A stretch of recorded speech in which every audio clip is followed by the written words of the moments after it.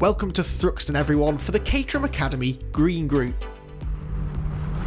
Well, arriving at Thruxton, it's Tom Cockerell and Chris Skillicorn who head the standings, the first two race winners of the season. Third is Dennis Erkenbachs, whilst it's the fifth place man Gwyndaf Jones who has pole position for this race and could be set to climb up the points table.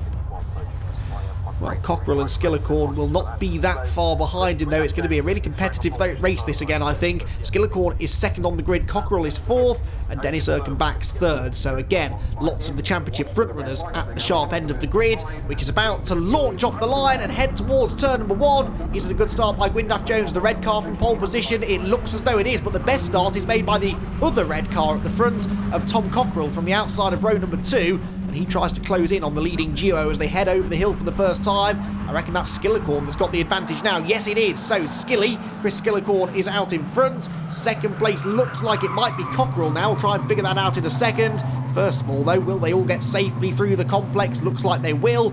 Good driving all round to stay well out of each other's way there. What is always a congested part of the circuit. So Skillicorn getting away then out in front. Skillicorn versus Cockerell is setting up to be a fascinating championship battle, and after this race we will be halfway through the 2020 campaign. It's hard to imagine that, but with such a condensed season, this is the third of 6 races, so championship points are already starting to become more and more significant. And for those further down the order, now is the time to strike to try and get some points back. Catch a glimpse there of the 16 car of Bruce Duckworth, the red machine, who started at the very back of the grid, 19th and, well, second to last, just ahead of Steve Lancaster. He's already gained good ground, though. Very wide through Church Corner there for some of the lead packers. They just try and explore how much grip they've got now.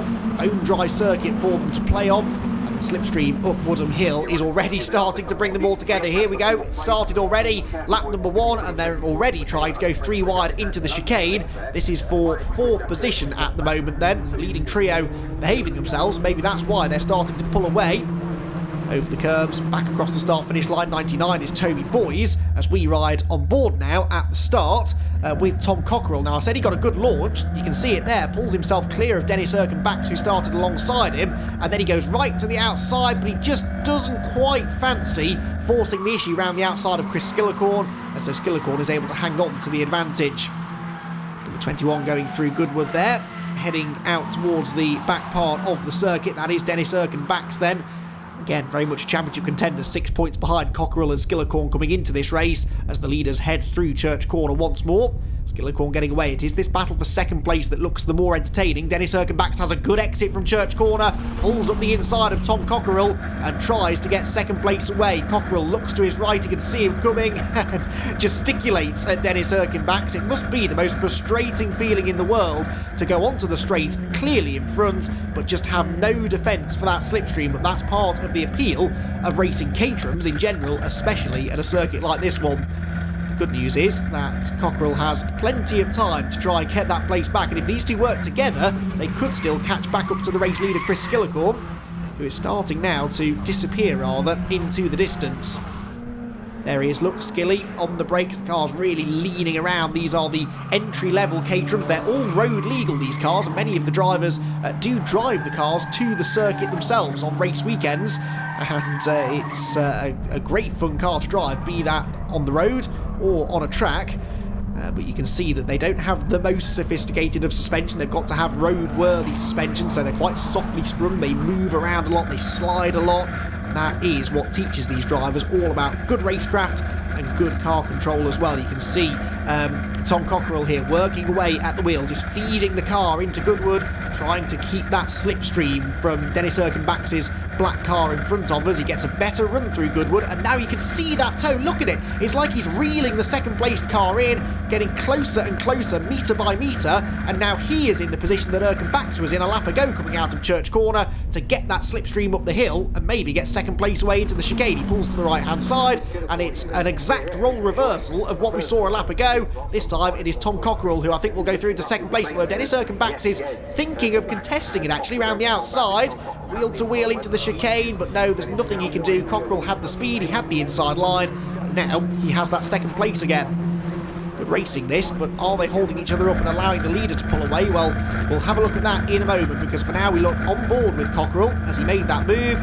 Pulls to the right. Is there another wave maybe to Dennis Erkenbach? He's not quite far enough alongside. He's looking over at him though, look, and then focuses intently on the braking zone, down the gears, careful not to lose the rear of the car, which he didn't, and he manages to sail on by. Now there's a car off there at Church Corner, and I think that might have been James Griffiths, the number 9 car, and if that's not a dangerous position, I don't know what is. So he could be in for a safety car here, hence the extra urgency here amongst the leaders to get to the front, because they've caught Skillicorn. And look at that, Tom Cockerell goes around the outside of both Skillicorn and Dennis Erkenbach, who had got back ahead of him in recent laps, to take over the race lead, and that might just have been perfect timing there for Tom Cockerell, because yes, the safety car is out, so he hits the front, and by the time the safety car comes back in, we're not going to have a huge amount of racing left. That could have been a perfectly timed move to take the race lead away. The safety car rushes out in front of the leading trio, who will be slowed behind it now, so the marshals can get to work removing that car. And a big shout out to the marshals at Thruxton this weekend. With so much racing going on at the moment, we were worried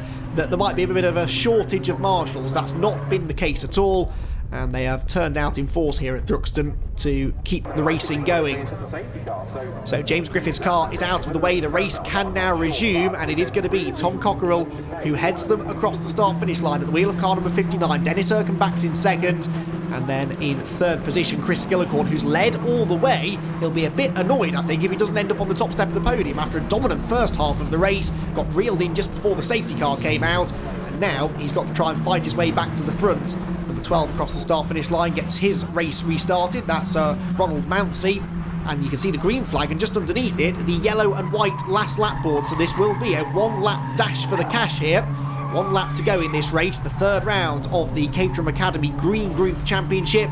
Lots of scores to be settled, of course, not just at the front of the field, but there are the race leaders, and it looks as though Cockerell's getting away here. The real scrap could be the one for second place, and if they hold each other up enough, that will definitely allow the leader off the hook. Towards Noble they go, into the quick left-hander, and what is going to happen then, not just at the front of the field, but right the way through the pack, everyone trying to use this last opportunity to claw their way a bit further up the order.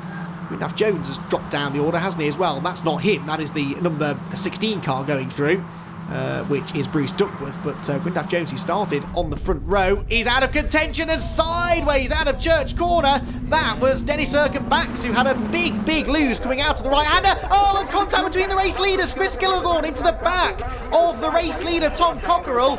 Cockerell survives, but Skillicorn is off the road. That is a dramatic way to end the race. I didn't think they were going to catch the race leader on the final lap, but they did, and somehow, through it all, it's going to be Tom Cockerell who hangs on to victory. He's missing some bodywork at the back of the car. He's probably a little unsure as to what just happened, but he's taken the race win, and with it extends the championship lead. Well, what a dramatic way to end the final Academy race of the weekend. Here is how they ended it, with Cockerell the winner, Erkenbach second, and Toby Boys inheriting third on the last lap ahead of Andy Lund and Peter Mott. Well, in the championship standings, that second victory of the year for Cockerell means he pulls clear at the front, with Erkenbach second and Skillicorn now requiring a bit of a fight back next time. It was an intense race.